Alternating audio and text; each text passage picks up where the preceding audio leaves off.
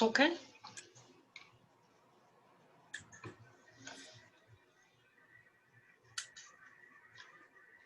Ready, Sarah McNeil? Yes. Good evening, everyone. First, allow me to give honor to our 5 founders, who without them, there would be no us. On behalf of Zeta Phi Beta Sorority Incorporated, our international president, Valerie Hollingsworth Baker, our regional director, Dr. Donna Jordan, our North Carolina State Director, Dr. Valerie Sinclair, and myself, President of Theta Eta Zeta Chapter out of Thomasville, North Carolina, I welcome you to our discussion tonight, honoring the legacy of Dr. Martin Luther King Jr. and social action in 2021. Please know a heartfelt thanks from my chapter for you taking time out of your schedule tonight to join us on this Zoom call as we have a lively discussion. Please enjoy, participate, have a great evening.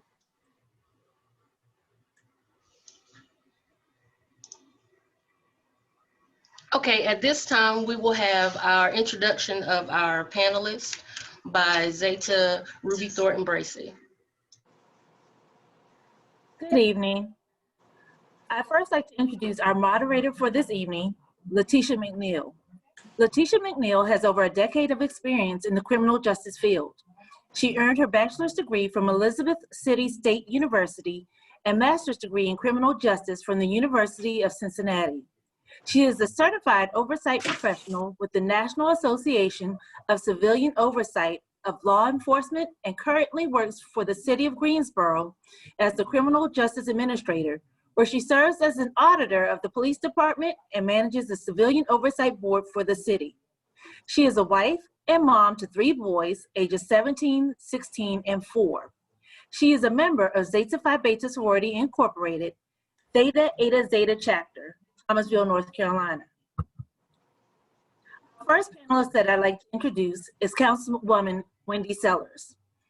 Councilwoman Wendy Bryant Sellers was born in New York, New York, and moved to Thomasville, North Carolina with her family in 1983.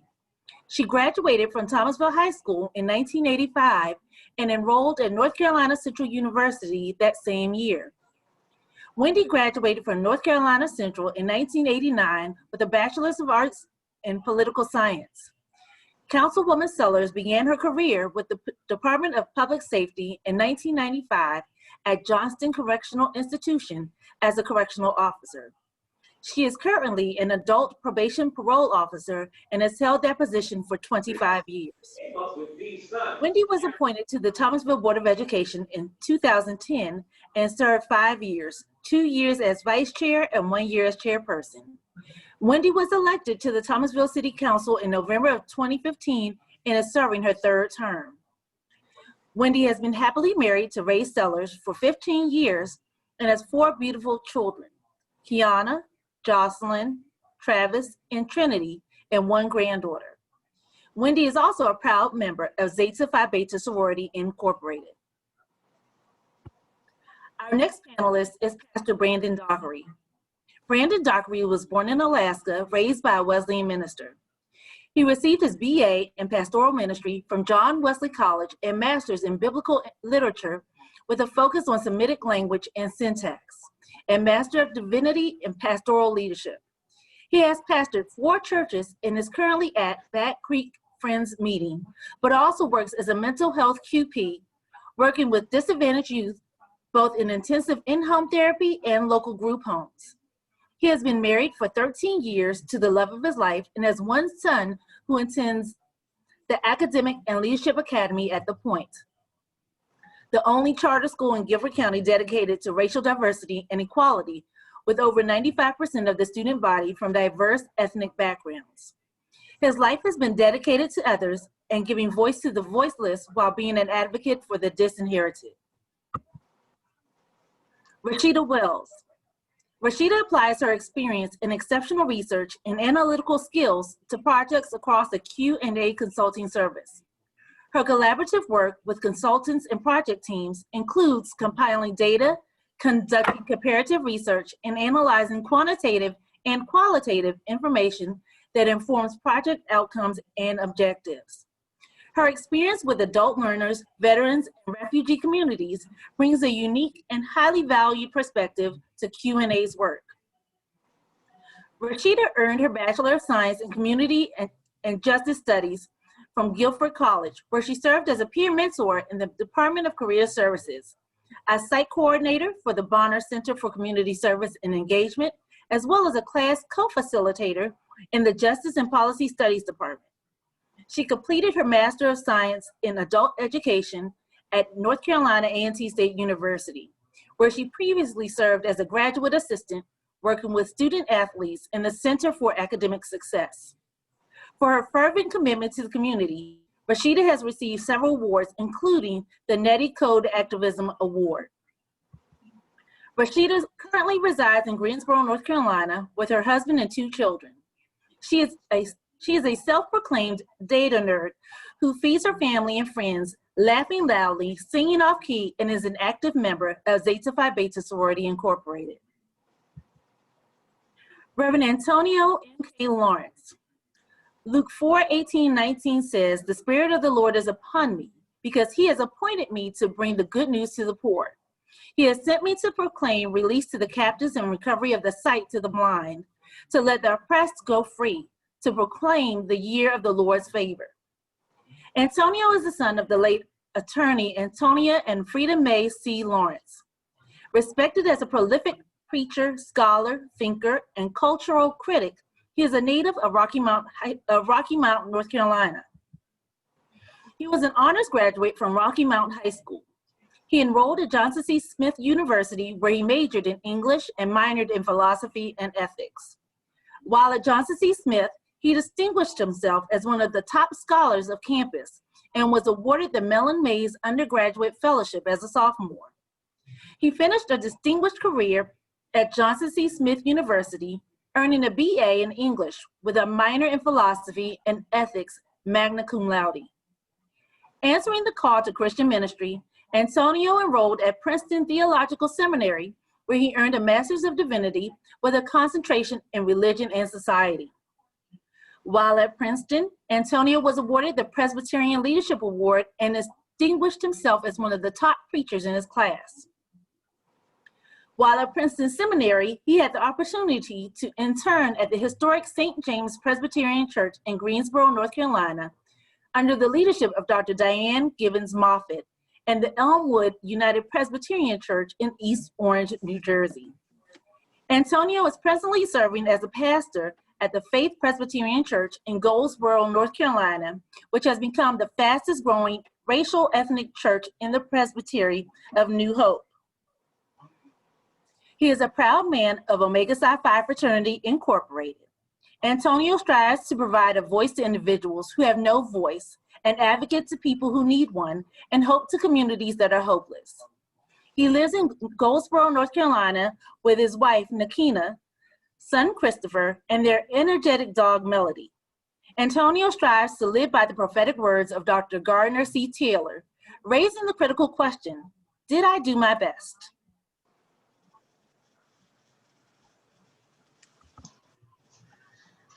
Thank you so much for those introductions. The way that this is going to work this evening is we have about 6 prepared questions that we have for our panelists, and we're going to give them the opportunity to answer those questions. But at the end of our discussion, we would like for the other participants, if you have questions, we would love to hear your questions. What we will ask you to do is utilize the chat feature. If you could put your question in a chat, or if you would like to state your question, just make sure that it's indicated that you would like to, that you have a question.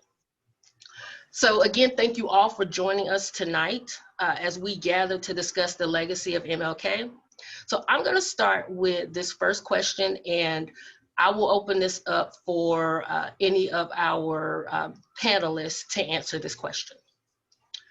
People often get caught up in the sanitized version of Martin Luther King Jr.'s activism. They are often comforted by his eloquent words from the I Have a Dream speech, where he speaks of sitting at the table of brotherhood and judging people not by the color of their skin, but by the content of their character.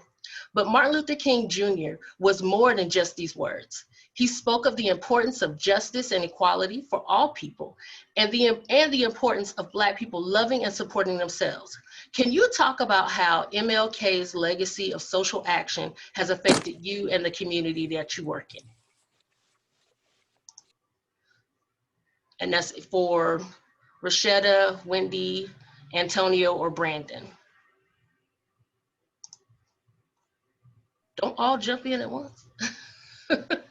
I'll go first. I have no problem doing that. Good evening, everyone, and thank you so much for attending our Zoom this evening. So I guess I will answer that question. The work of Dr. Martin Luther King Jr. in the space of social action during the 50s and the 60s, as we all know, was just unprecedented. What we must always remember is that Dr. King did not come upon this fight for justice or social action by himself. The fight for justice was a community effort. He just happened to be the person that was thrust into the forefront. Just as in the 60s and 70s and into today, this fight is still a community effort. Social justice and social action must be fought in every aspect of our community by everyone, not just Black and brown people. We must not dismiss the offer of help to fight injustice by our white brothers and sisters. For me, as a community advocate, I also understand that social justice and social action does not just affect Black people. Social justice means that everyone will have to have a fighting chance that the life that they want is easily obtainable. So that would be how I would answer that question.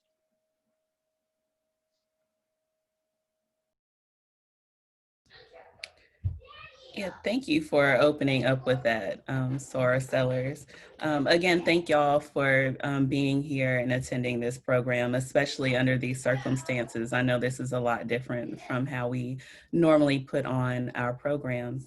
In response to that question, Sora McNeil, I'm always reminded of the fact that Dr. King's, one of his next stops was to come here to Greensboro, North Carolina, to speak with folks who were protesting the rights and the treatment of sanitation workers. So oftentimes we think about Dr. King's legacy of fighting for like racial equity, which of course workers' rights always entails the rights of Black folks. But he was a lot more than that, right? So he was fighting for the rights for everyone to just have fair working environment. And I think that speaks a lot to things that happened in 1979 with the Greensboro Massacre, where folks were protesting for increased rights for workers and laborers. But I think whenever I think of Dr. King, I always think of that he was on his way to Greensboro to fight a fight that was inclusive of everyone, especially those who are not in that top 1%, right? For folks who are poor and often looked down upon. So I always like to remind myself that Dr. King was on his way here. He was going to be here to help us continue this work and to do the fight that's ingrained into folks here in Greensboro.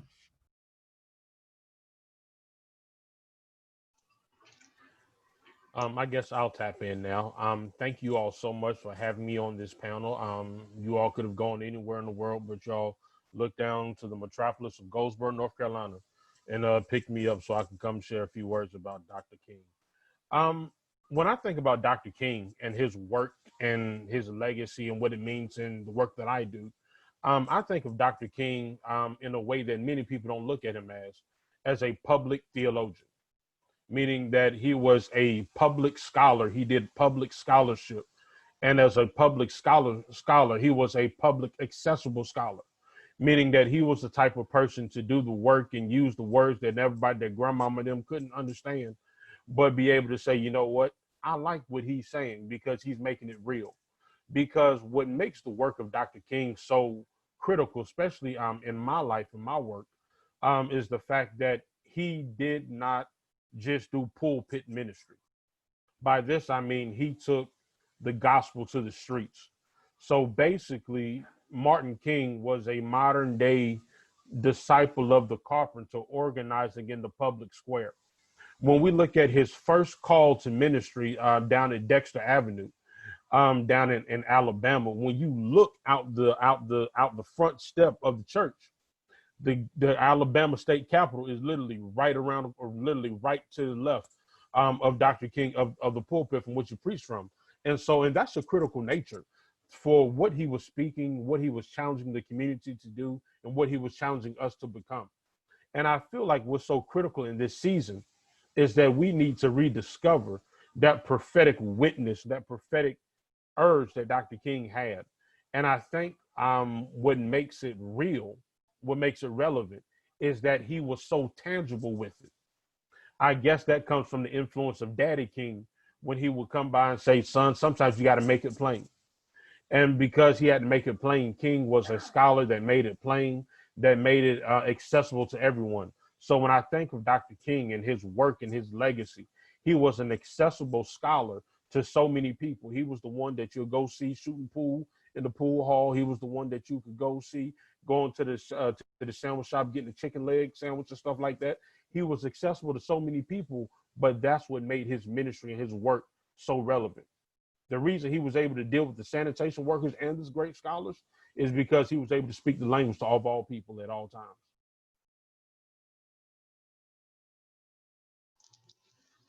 Thank you.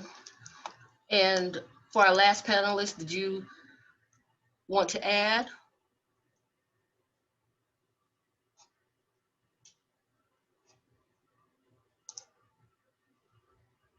I think you're. Hey, I'm muted now. Okay. The question, how has the work of Dr. King, man, so many good answers. I don't got the work of Dr. King has been almost a divining rod. I've found, and I've always struggled with integrity in this fight for equal rights for everybody. And so when I was asked to become part of the panel, I struggled with that because as a white man, I've never been discriminated against in my life, and I've never known how that feels. I've always been at the receiving end of all the benefits of life. And so when I started to do this work of activism, of equality, I've always tried to, not only have I listened to his sermons and read all the works of Dr. King, I've tried to understand him as best I can, being a white man that's never been infringed upon, I've never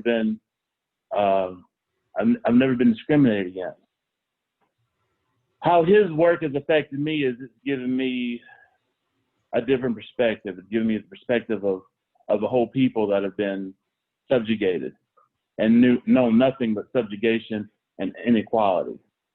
And so it's from that stance that I've done my work, that I've tried to bring equality not only to the churches that I've served, to the group homes that I serve, and to the young boys that I mentor. I don't know if that's much of an answer, but that's all I have right now. Thank you. So the next question that I have is, based on what you know about the life and legacy of Dr. Martin Luther King, what achievements do you think that he would be most proud of today? And anybody can answer, and everyone doesn't have to answer. You all can do it how you'd like.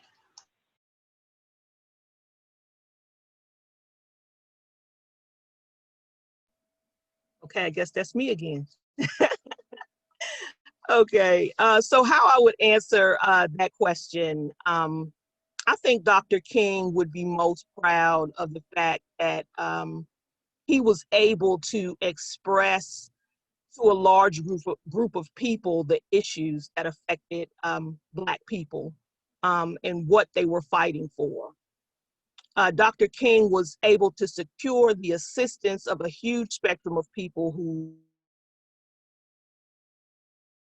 locked arms and fought for justice. When you look back at his marches, at his speeches, and his events, you see people from all races, income ranges, and religious backgrounds. I think he was proud to know and see that other people saw the racism and discrimination that was actually taking place. It is awesome to note that the alliance that he had with others is still going on today. The movement still has the support of all races, all religious backgrounds, and all income levels, still fighting the good fight and seems to be in the fight for the long haul. So that would be my answer to that question.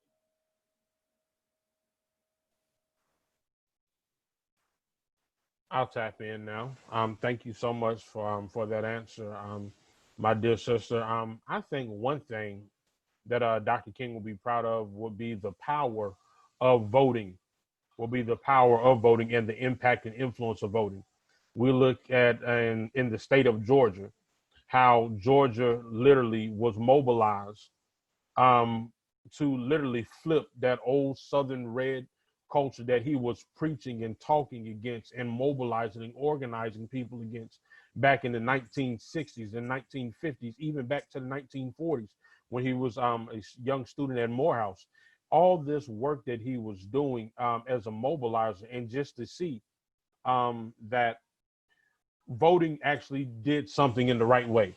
So you look at the Voting Rights Act that got passed in 1965 and how that came to light and how that came to forefront and how it was gutted.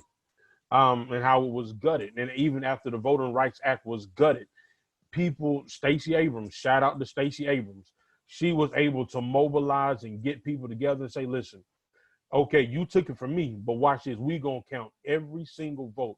And I think Dr. King will be proud of his Spelman sister, making sure that every vote was counted. And because every vote was counted, who would ever think that the pastor of Ebenezer, everyone always would think, well, what if Dr. King would have ran for office? Listen, Dr. King might not have been able to run for office, but guess what? That radical liberal by the name of Raphael Warnock was able to run for office and run a campaign as someone that said, hey, I grew up in public housing. I grew up and I went to college on a Pell Grant. I went to college and had some pay from loans. I grew to college and knew what it was to have to sneak in the cab on Chicken Wednesdays and stuff like that. And so because he had to do all of these things, he is proud that someone like this is able to come to the forefront and say, listen, we didn't rob nobody. We didn't steal the election. We want to do this the right way. So I think he'll be proud of how the election turned out in Georgia. Just to think after all these years, look what happened. And so that's what I think that he'll be most proud of. Yeah, I'd like to thank you, Reverend Lawrence, for that. And also, Reverend Lawrence, shout out 252. So, yeah, I'd like to just expand on what you said. Thinking of Reverend Warnock, Raphael Warnock, not only, is he from Ebenezer Baptist Church, so Dr. King's church, he's also a Morehouse man and an Alpha man. So that's just truly shows you Dr. King's legacy is riding on. And I like to, we weren't able to celebrate his win because of some other things that happened on that same day. But I would really like to think that if Dr. King was here or wherever he is looking down and he was extremely excited about that win. I also think Dr. King has to be excited about the legacy of his children and all of the things that they are doing. And also going back to Coretta Scott, to his wife, who petitioned and worked hard and had to struggle just to get this day recognized. I think oftentimes we focus so much on Dr. King, we forget about the woman who was there, who was lifting him up and who guided him, who was not only, his wife, and who not only took care of his children, she endured a lot of the same things that he went through, and she continued to endure after his death. So I want to believe that he will be very proud of the legacy that she created, and also the legacy that his children continue to carry on even to this day. But yeah, Reverend Lawrence, I had to go ahead and expound on that. Reverend Warnock, we weren't able to give that man the just due that he deserved on that day. Absolutely, absolutely. So with that in mind, I guess I jump to this next question because it definitely ties into what we were just talking about. Unless there was another comment. I don't want to. Okay, all right. On January 6th, 2021, our country witnessed actions taken against our nation that have not been seen since the War of 1812.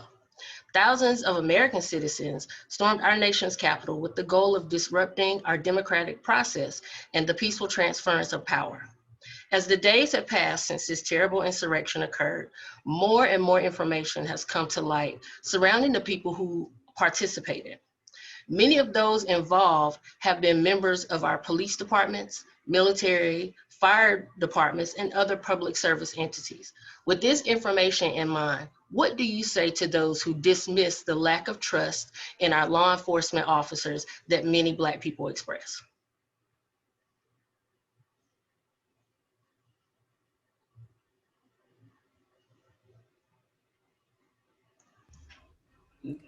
That's a deep I was question. gonna say now, I warned you all before on the panel. I told you that we were coming with questions, so I know that your brains can handle it. So let's go.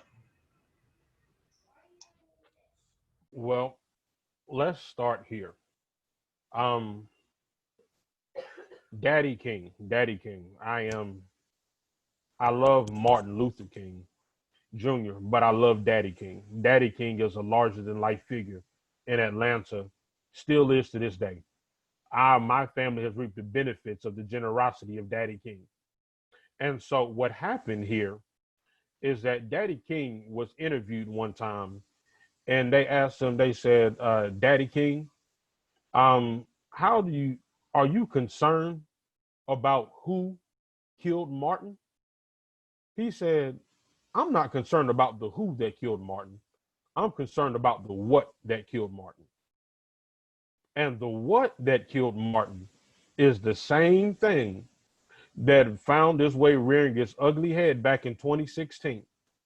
And the what that killed Martin back in 2016, that is the what that got. Let me rephrase that. The what that killed Martin in 1968 was the same what that killed Medgar Evers, was the same what that made Fannie Lou Hamer say that she's sick and tired of being sick and tired.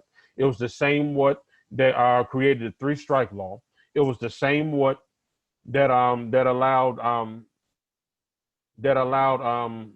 trying to use the proper term, that allowed the current occupant in the White House, who has one more day, somebody say one more day in the office, to basically run a campaign of hate. And what we saw on January the 6th was nothing short than an act of direct response to Black progress. So in Dr. King's book, Where Do We Go From Here, Chaos or Community? Dr. King says, whenever there's Black progress, there's always going to be white backlash. And what we saw was great backlash over everything that's going on. Listen, we can go to the best schools, but guess what? You'll still be viewed as a problem. W. Du Bois said it best in The Souls of Black Folk. How does it feel to be a problem? And I'll seldom reply with an answer. And what we saw on January 6th, which just happened to be my birthday, was the fact that we saw everybody know what it means to be a problem. When the Black Lives Matter protest was walking up the street peacefully, you had everybody and their mama out there, but yet you have people who are leading a full insurrection, an act of domestic terrorism, And what in the world's happened? We just turned a blind eye to it. So, and that causes distrust. Don't over police me and then turn a blind eye to somebody who's doing things 3 times as worse in the midst of everything that's going on.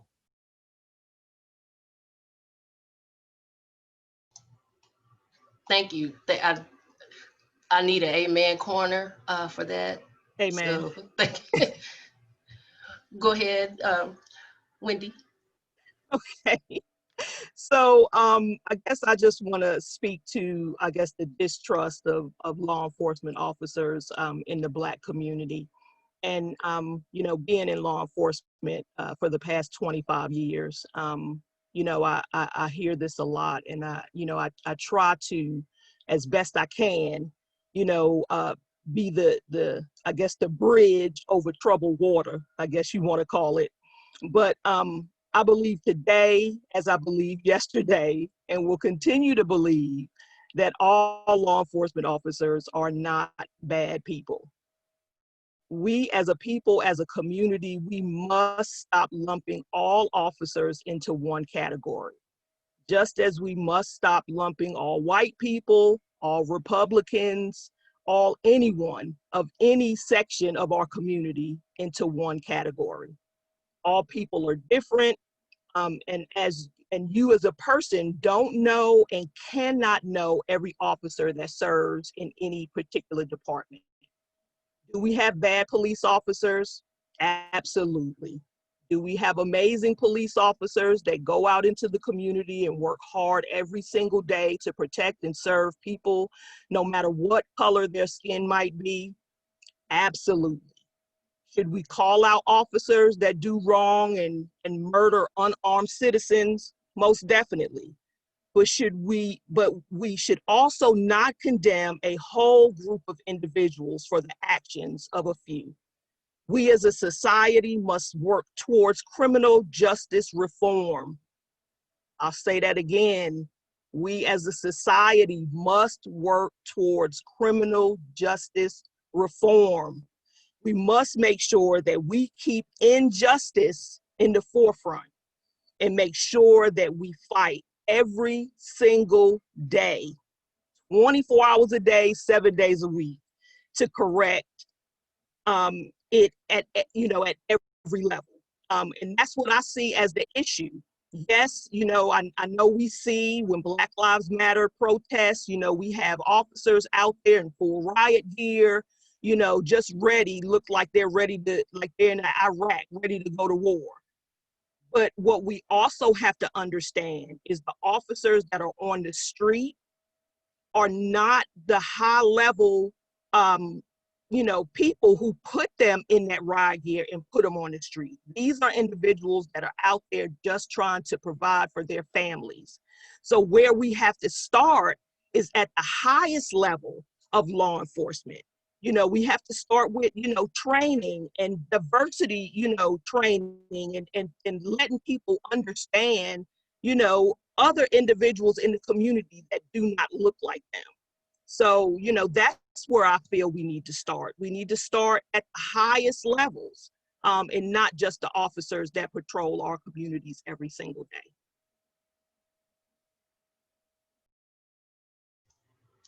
So I would like to just add on a little bit to this, because this is my lane. This is where I live Monday through Friday, pretty much.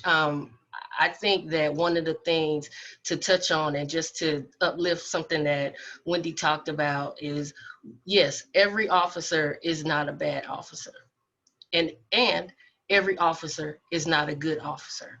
And I think sometimes what happens is we lack transparency within our police departments, and we lack accountability within our police departments, because nobody wants to say we had a bad day, or nobody wants to say, yeah, we hired him, we knew, but sorry. Nobody wants to say that, but those are the things that as a community, we need to be able to hear. We need to be able to hear when an officer messes up. Nobody's perfect. I don't know one single person who is perfect, you know, But I think that what happens is when you put officers on the pedestal above reproach, then it gets to the point where there's one community that disproportionately suffers from that, from them being above that reproach. And I think on January 6th, we saw an aha moment, because I don't know about you all, but I'm sure watching the TV screen, I was not surprised.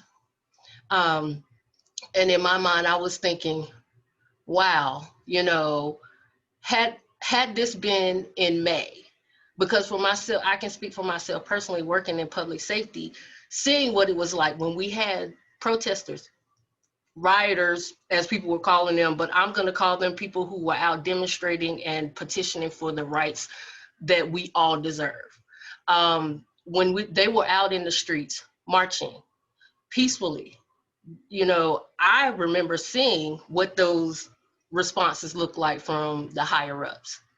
So looking at the difference in those circumstances, to me, was just it was an aha moment. And I think there were a lot of people that really sat back, and if they didn't know it before, they definitely witnessed it on the 6th. So, did any of the other panelists want to comment on that before we move on to the next set of questions?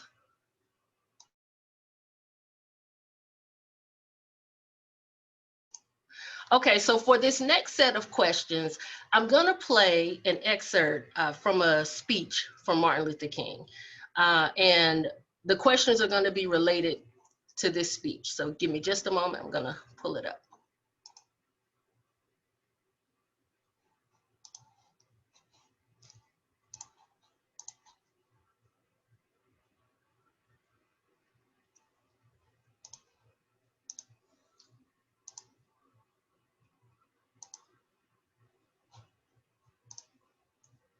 I apologize. You all had it up and I don't know where it went. There we go.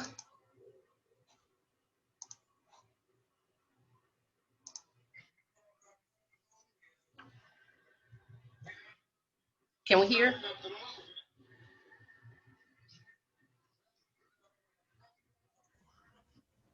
I'm not hearing it. You cannot hear? Okay. All right. No, I Hold can't on. hear it. Okay. Good old technology. You know, you practice it the first time, and then when it's go time, it don't want to go. So hold on. Let's do that one more time.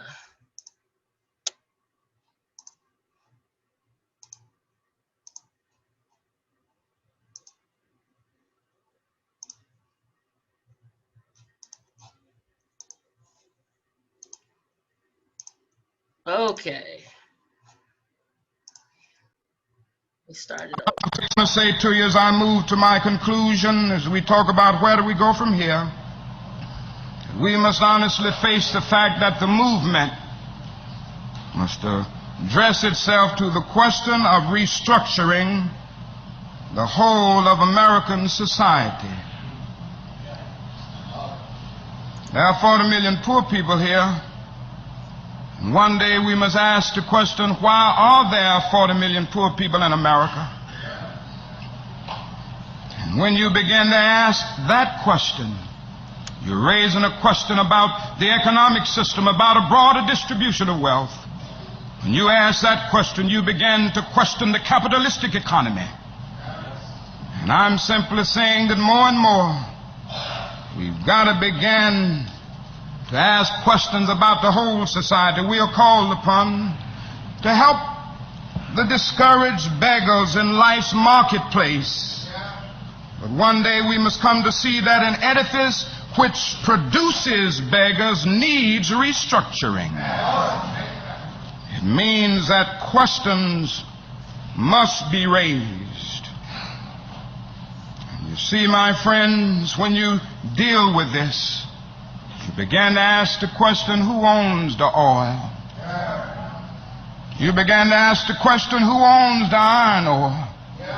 You begin to ask the question, why is it that people have to pay water bills in a world that's 2/3 water? These are words that must be said.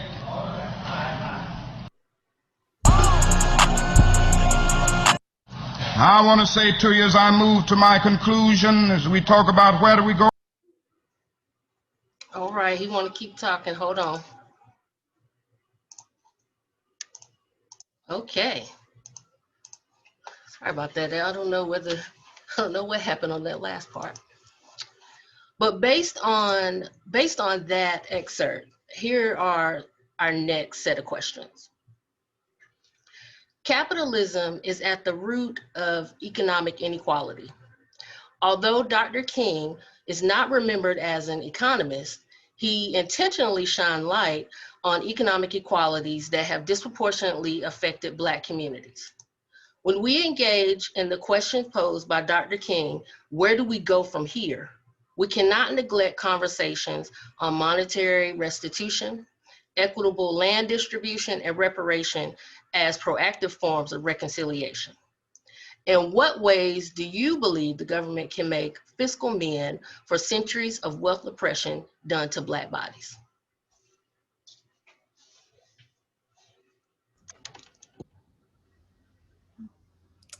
All right, so another loaded question, but you are right, Sarah McNeil. We were prepared, so I can't say nothing bad about it.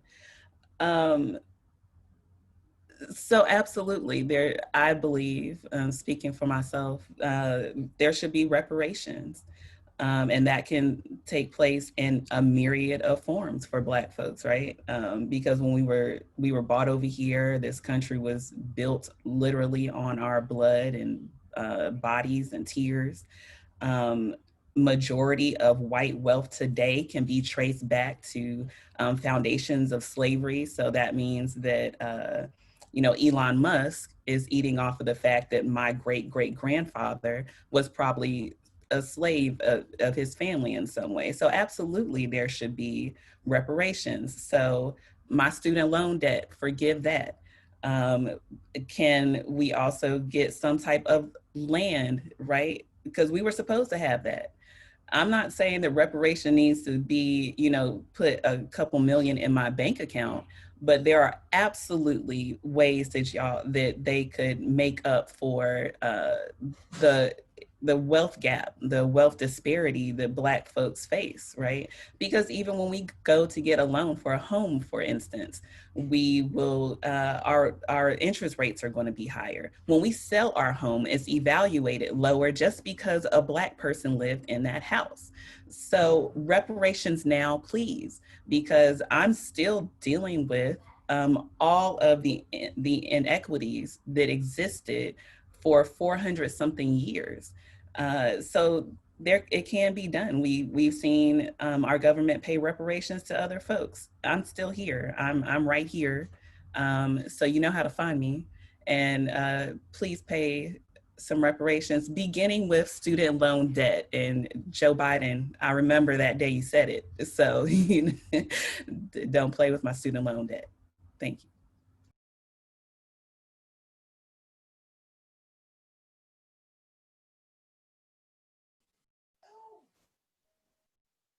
In a Cliff Notes version, I echo everything that my dear sister just said. Run me my check. Listen, we were promised 40 acres and a mule. We didn't even get 40 acres and a mule. We were also promised the opportunity to create businesses and wealth, but we were not given that opportunity to create these things. Everyone wants to talk about how Lincoln freed the slaves. Lincoln didn't free the slaves. Lincoln wanted to preserve the Union. So every slave that was freed, what people don't want to talk about is how the money was given to these slave holding individuals saying, hey, this is take your time off your hand. And then you send people out into the wilderness saying, hey, what in the world are you going to do? How are you going to make it? And so at the end of the day, we are collectively looking at a struggle where we've built these institutions off of nickels and dimes, and yet it seems these institutions we built off of nickels and dimes, they are now struggling to stay open, but yet the institutions that were built by the hands and feet of our ancestors seem to be thriving with these large endowments. Nope. Somebody needs to run the check to to all 107 historically Black colleges and everyone else. Reparations is needed. I want to quote Dr. King, I want America to be true to who she said she was on paper. You said 40 acres and a mule, give me 40 acres. If we can't get the 40 acres, give me a piece of what the 40 acres looks like monetarily. Listen, if you open up the bank for that stimulus check, run us that reparation.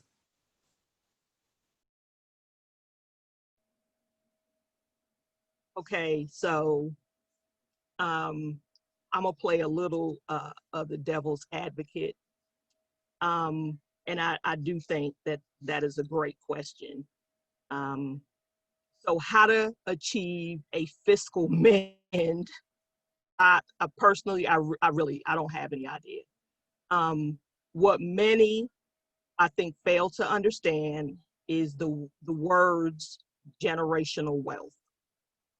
Many are not understanding that white families had land, homes, businesses, and money passed down to them for centuries, family to family. They obtained this wealth while Black people were held hostage and were not able to obtain any sort of wealth. So how does a person get repaid for that? Can money, land, or businesses repair the fact that generations of people were made to feel like they were not human? Can you repay a people for being denied their constitutional rights, or the fact that you were told a person being made to feel you were as a white person? Amount of money to be able to pass down to my children and grandchildren? Yes. Recipients then be looked at as individuals' wealth versus earning it. Would that become another source of discrimination? I don't know. I wish I had that answer, but unfortunately, I do not. So thank you all for that, for your answers. And one thing I want to throw out, I know oftentimes when we have the reparations conversation, there is a pushback about, or my family doesn't come from money. My family doesn't have XYZ, whatever it is. But when we talk about the governmental assistance that has been given over, let's just say, in the last 100 years to people that are not Black in this country. Even the New Deal wasn't a new deal for Black people. We had the same old deal. So in the midst of a depression, there were people being bought out, people being assisted, people being helped, given a helping hand, and they didn't look like us. When we talk about things like even down to generational wealth with insurance, my great whoever died and they left us an inheritance. Let's talk about the fact that when Black folks tried to put their money into insurance, their money was taken. So when their loved one passed, there was no money given to them. And we can trace that back to even now to this day, how we as Black people oftentimes don't have an insurance plan because there's a level of distrust that's built into that. So I think there are a lot of levels that we could go into regarding that. Does anybody have any other comment before we move on to the next question? Okay.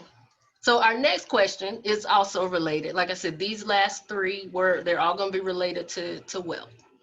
So how can we raise awareness on the racial wealth gap and how it has historically and presently affected our communities in education, health, and economic mobility?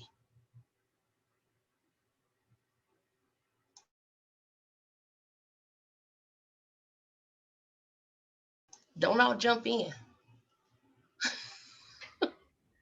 So I think you can most clearly see that in our public school system, right?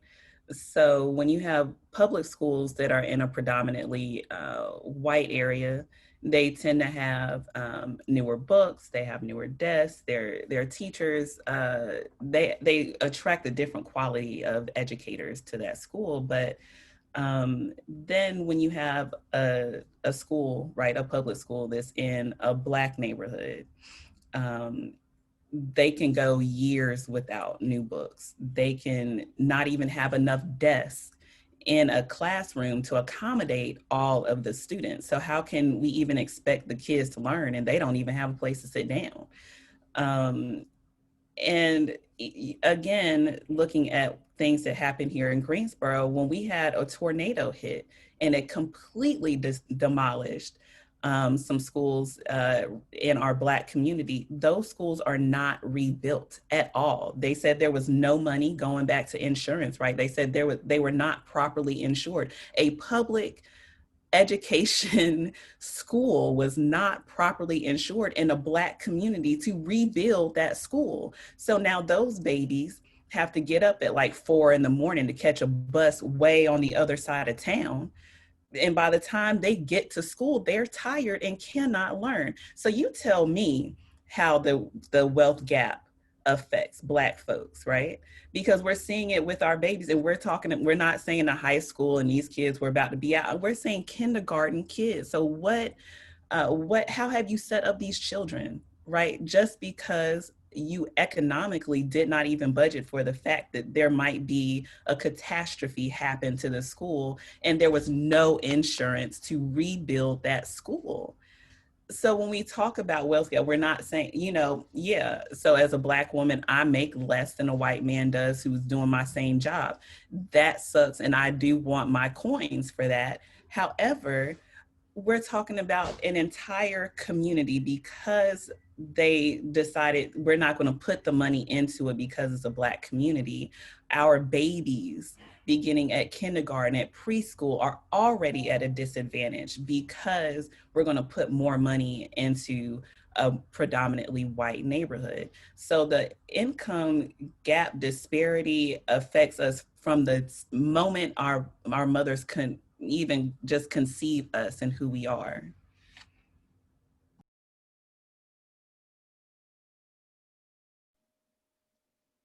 Okay, so I'll chime in just a little bit. So I feel the only way to raise awareness is to demand that our school system teaches, you know, income gap awareness. Our school system has to teach our students that. And if they're not going to teach us, then we as a community must also learn about this topic and share the education that we get with our children. I mean, it's just basic information that we have not been given as a community to be able to pass along to our children. So there is still so much we as a people do not know about our past because it was just not taught to us. We as a people must also be educated about our past in order to change and redirect our future. And the one thing that I definitely want individuals to know is we need to be at the table. We need to have a seat at the table, whether that's school board, city council, state reps. We have to be at the table to be able to make the decisions. Who was on that school board and did not know that that school did not have enough insurance?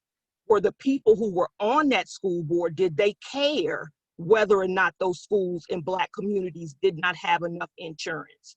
I always hear and I always say, if you're not at the table, you're on the menu.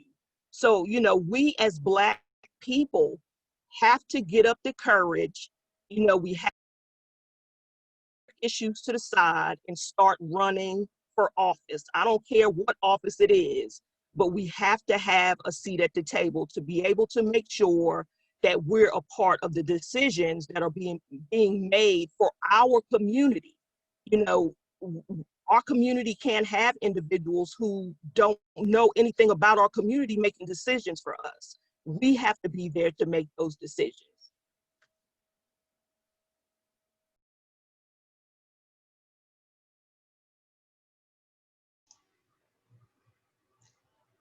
I was just letting that sit for a second. I felt like we needed to just sit in that moment. And Wendy, if I can also just add to what you said, what about our boards and commissions for our cities? So many times our cities have boards and commissions, and the representation on those boards and commissions are not necessarily people of color.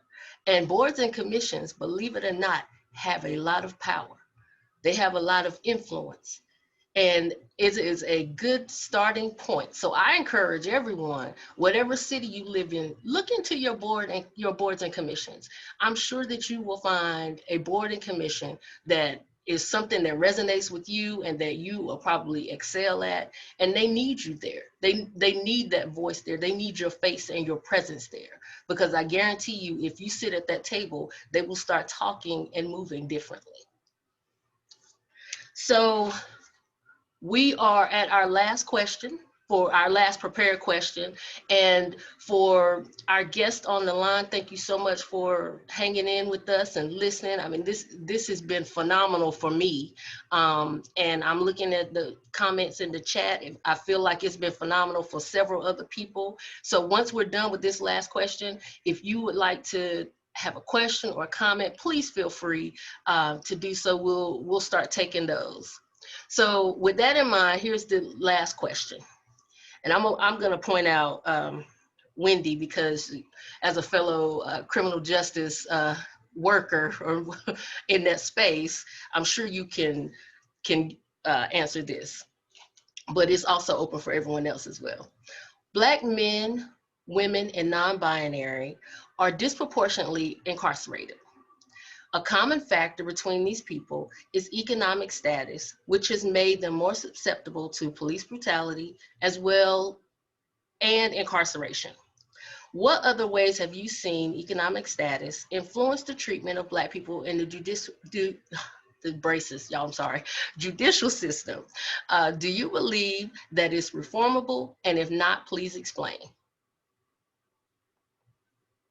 So anybody can jump on that, but I felt like Wendy was ready.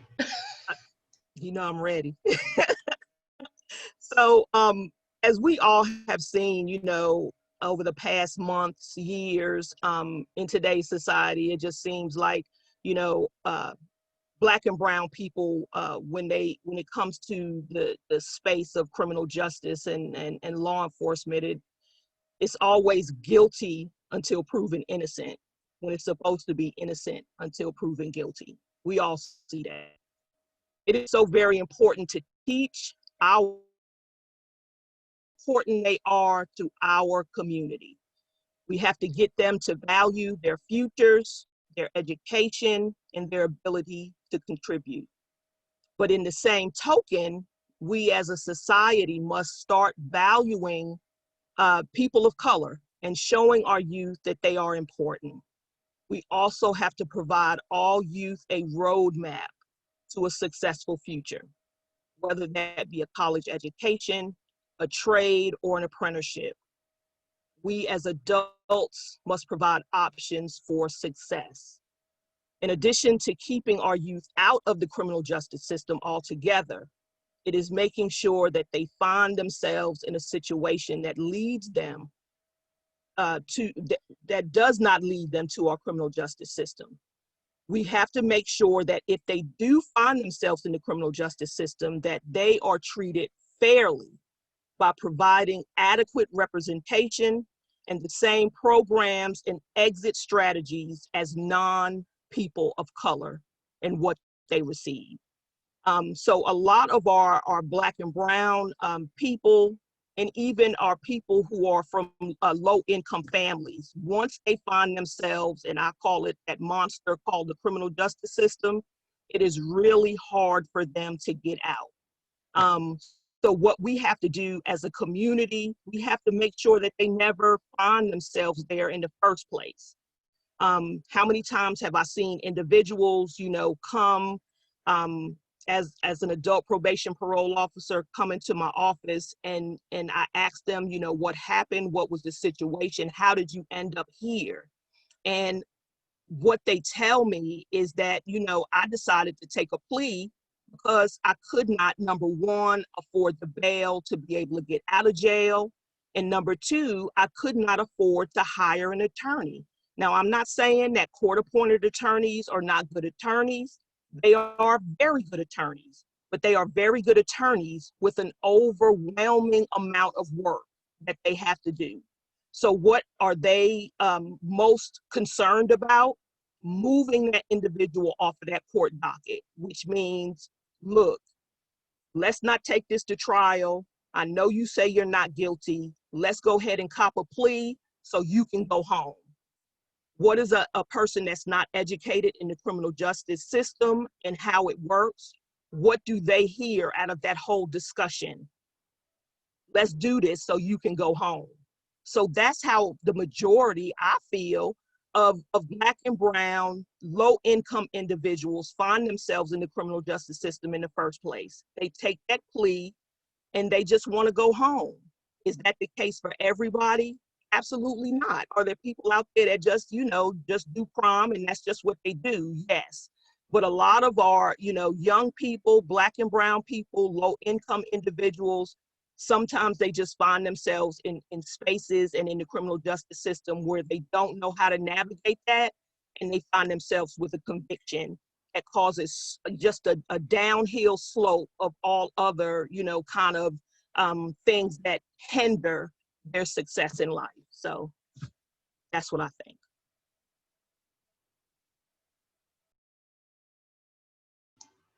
Any of our other panelists like to jump in? Well, thank you so much for taking us to school. The short answer is yes.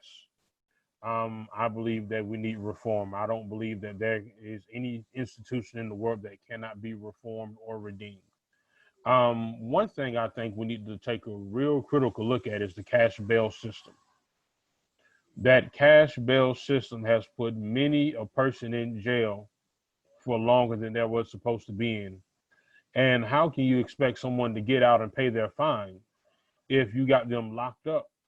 And every time there's time for them to pay, you're adding more money to it, and they got to be in, and they're still in there. And so when Michelle Alexander wrote the book, The New Jim Crow, she wasn't just speaking about the reality of just that reality. She was just showing how Jim Crow has reared its ugly head in a different language and is now putting out different tentacles, right? So I have a colleague by the name of Harry White. Harry White pastors Watts Chapel in Raleigh, North Carolina. He says, just because you slay one giant, that doesn't mean that the giant doesn't have some cousins. And so just because we started saying, okay, well, we have this access now, but because we have this access now, there are now more people being locked up now. And also, you got to look at it. This might not be popular, and me as a pastor, people want to try to say, why are you making this argument? We need to find a way to make weed legal. We have to make marijuana legal, because there are a lot of people in jail right now for nick bag of weed, that now people are making big money off of with all this cannabis plants and all over in Colorado and everything. So that we need to reform how we do drugs, how we criminalize people for drugs. We need to reform the cash bail system and everything like that. Yeah, I agree with Reverend Lawrence that first of all, cash bail, we need to end that now. I liken it to a hostage negotiation, right? You're just holding somebody hostage. And also, like Reverend Lawrence said, we've got folks who are in prison right now because of marijuana. I own stock in marijuana. I can't own a nickel bag in my house, but I own stock in it. So we need to look at this and how we're doing this thing. So to go back to the question, this is, something that I think of often, as a Black mother. I tell my kids, just do not have any interaction with the police at all, period. Like, just do not in any way. But I often think about the fact that my grandmother, my mother's mother, has 21 grandchildren, right? It's 21 of us. And I am the only one to go and graduate from college, right? But I have several cousins who have been locked up. I've got one that's in prison and has been for 25 years. So on my grandmother's side of the family, it is a higher statistic that if you were my grandmother's grandchild, that you'll go to prison than you will graduate from college.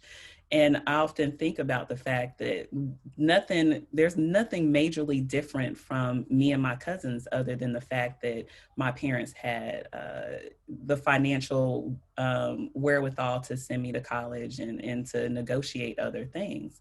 I'm not a better person. It's just my parents had more money. And so we see that happening a lot, that there are folks who maybe they did things, maybe they did not, they might have committed some type of harm, but for no other reason than the fact that they're poor, they're Black, or they're brown, they are incarcerated. And that's something we absolutely need to reform. That's something we need to look at a lot closer. And so, yeah, I think our whole system needs to be reformed. Dr. King once said that he was worried that he was integrating us into a burning house. And absolutely, it's on fire.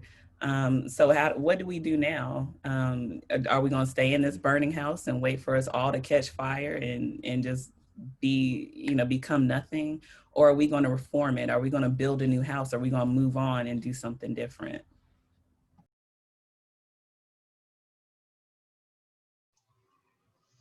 Well, I think that just about sums it up. I think I appreciate so much the dialogue that we've been able to have this evening. I think when we are looking at the legacy of MLK, oftentimes we get the sanitized version. But it was in the activism, it was in the lesser known speeches, the lesser known quotes, where the work was done and where the work is being done. I thank you all. If anyone has a question or a comment, I'm going to open up the floor for a few questions. If anyone has any, I do see one. Okay. Hey, I have a quick question.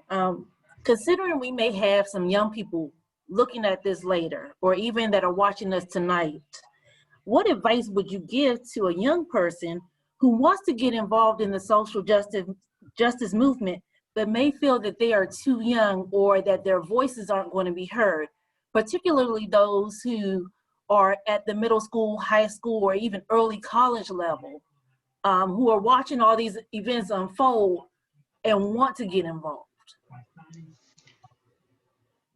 It is not you're never too young, right? And so I think we talk about ageism, and usually we talk about folks discriminating against folks who are older, but we do that to young folks too, right? Because they know things, they have wisdom. And I say that because, so my kids are what we call movement babies, right? So they had to go with me into like protests and rallies, and there was no choice because whatever, you're going with your mom, so whatever, it's like a day at the office. But some of the things that my comrades who are still in the field that they use are things that my daughter said, right? And Winter is 12, so I'm talking about like when Winter was like 5 or 6. And they're still remembering those little nuggets and jewels. So don't think that there was a time that you're too young to be able to ever affect change, because some of the most phenomenal things you're ever going to remember will come from the mouth of babes. So do not count out our children, because they know a lot of things. They have a different perspective than we do, and we need them. We absolutely need them. And I definitely agree with that. I don't think you're ever too young to try to affect change. But the one thing that I would definitely stress to any young person that wants to get involved is to make sure that you're getting involved with the right, march or protest. Because as we have seen on, the news, everybody that's out there is not out there for the right reason. It might be a great suggestion to maybe look for your local NAACP chapter or a church, or, you know, somebody that's gonna be able to, you know, navigate that march or that space that you're getting ready to go into. But, you know, just make sure that you're joining and locking arms with the right people, because, you know, we have seen many marches, protests go left real quick. So, you know, I don't want to suggest that you go out there, you know, by yourself. You know, make sure that you always, you know, go with other people, and just make sure that you're, you know, following or, you know, locking arms with the right people. One thing I would like to add to this is that I am a movement child. I'm a movement baby. As the language that was used. Some of my fondest memories growing up was my dad leading a protest and a march, and I would be right there with him. Because number one, I probably had to drive. And number two, I just wanted to tag along to see what type of trouble we were gonna get in that day. And as I look at how I treat my son has been out at Moral Mondays. My son was with me at the George Floyd protest, and my wife and I, we make sure that he understands what it means to be involved in the movement.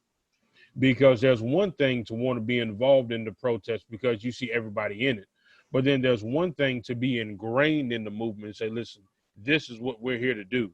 And I look at him as he gets older, and even at the age of 9 right now, his social consciousness is better than people who are twice his age, because he's seen it at a young age. He's able to articulate his own voice, and he's able to say, you know what, don't be a bully. He doesn't like people be bullied. And so even to a point of, hey, wear your mask, things like that. And he said that those are things that we can actively be involved in to teach protests. But also, in order to be a true social justice movement, you got to be able to read. You have to be a well-informed protester. Because what many people fail to realize about people like Dr. King and Medgar Evers and Fannie Lou Hamer and Petrea Hall and Zora Neale Hurston, they were informed individuals. They were well-read individuals. They weren't out there just flying off the seat of their pants just saying, well, this is what we want. No, they were talking about scholarship. They were talking about some deep down intellectualism. And so they went up there talking. They were coming from organic intellectualism. And so that's one thing that I want to just strive to say: read, read, read, read, read. If you want to be in the movement, read. Readers are leaders. Absolutely. Yes. Were there any other questions before we go to our closing? I would like to say something. Being a recent employee of Gifford County Schools, in reference to the 2 schools that was impacted by the tornado or hurricane, those 2 schools, both of those schools was magnet schools. And because they were magnet schools, people wanted their children to attend those schools, regardless of where they were located. They relocate those schools in schools that, just like you have a deductible on your house, Gifford County School System has deductibles on their buildings. So the deductibles on anything, and I know this from being a treasurer in a school, that we have to pay the deductible before the insurance would pay anything. So sometimes it's feasible not to pay that deductible in relationship to rebuilding. So, you know, just recently on the ballot, we just had a vote for rebuilding schools. So it's a larger plan than not taking care of our children, not having what they need. And some of the things for our children is really, like I said, being a treasurer is based on the principle and how they allocate their funds. You get so much money. You might want to have your new reading teacher versus upgrading your technology. You might want to have I don't know what. They buy a lot of things for the schools I don't think they really need versus spending it on their students. And I work for principals that prefer to spend it on certain things versus spending it on the students' needs. So to your point, yes, you need to get involved. You need to be hands-on in what's going on. Those students that came from over at Irwin Park, that was a Montessori school. I had 3 nephews that went through those schools. And those parents are so hands-on in that school until they're not gonna let anything slip through the cracks with that. So it is a policy of the school system to have an insurance, just like we have insurance on our homes. But these insurance, is it feasible to rebuild the building? How old is the building? And these students actually went to much better places than where they were. It wasn't like they was deprived. They actually went to much better and more updated places and less crowded places. So I'm going to be an advocate because I work for Gifford County Schools and I know the system and how the system works. So just wanted to say. Do we have any other questions before we come to our close? Well, I didn't have a question, but more so a comment regarding how young people can get engaged. Reverend Lawrence said what I was going to say, which is to read more than what the school gives you, more than My Friend Martin. There's other books out there. I think it is healthy to be informed on different perspectives, especially when the goal is for Black liberation and justice. So it's always good to know what everyone's talking about, so maybe you can find the bridge for yourself. One thing that Generation Z has that, I mean, millennials, we got into social media probably like in our teenage years, but they have social media. So they have access to a lot of information, a lot of young advocacy could start through that if their parents do allow them to have pages. I'm not encouraging people to let their children have pages, but if they do, maybe their TikToks is more than just dancing. Maybe it's informative. Maybe they're resharing flyers. Maybe their page highlights a Black history fact every month, something that they can do because they have way more reach than a Black or brown child in the 1970s or 80s. So that might just be some simple ways to do that, and always ask questions. Questions everything, children. If you let your children watch this, please ask questions so that you can grow. And when you have those answers, please tell the truth, no matter who's in the room. All right, that's all I had to say. Thank you so much for that. And I echo exactly what you're saying. I tell my kids that they are movement by themselves. I don't know if y'all remember that song, Movement by Myself. But anyway, I'm like Zeta Wells. I sing to myself, but not very good. Yeah, their circle. You can always influence your circle. You know somebody who knows somebody who knows somebody. So, and that's really how things start anyway. So I think that they have a unique opportunity to be able to put their thoughts and feelings and they use Instagram like a journal anyway, so they might as well use it for something positive and proactive, like social justice.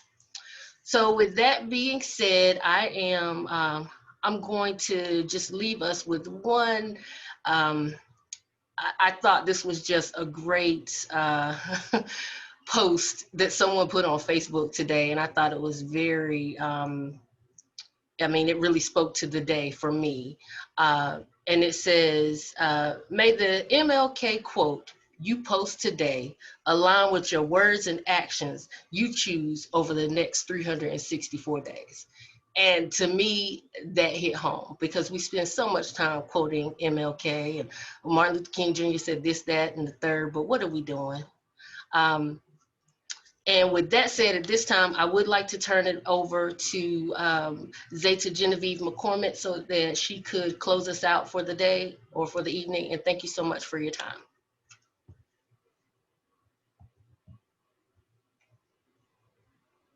I think she may have logged off. Uh-oh, did she log? So I will close us out. Thank you all so much for participating in this. You know, as was stated earlier, we typically have a Martin Luther King Jr. breakfast that we love to put on for the city of Thomasville. It is one of the highlights of our sorority year. So to not be able to have that this year was disheartening. But I feel like this was a great opportunity for us to really come together and have some healthy dialogue, to talk about the true nature and understanding MLK and understanding the social activism and really putting our service into action, into our thoughts, into our deeds for the rest of the day, the rest of the year, the rest of our lives. So again, thank you all so much for participating, and I hope you have a wonderful evening. Thanks, everyone.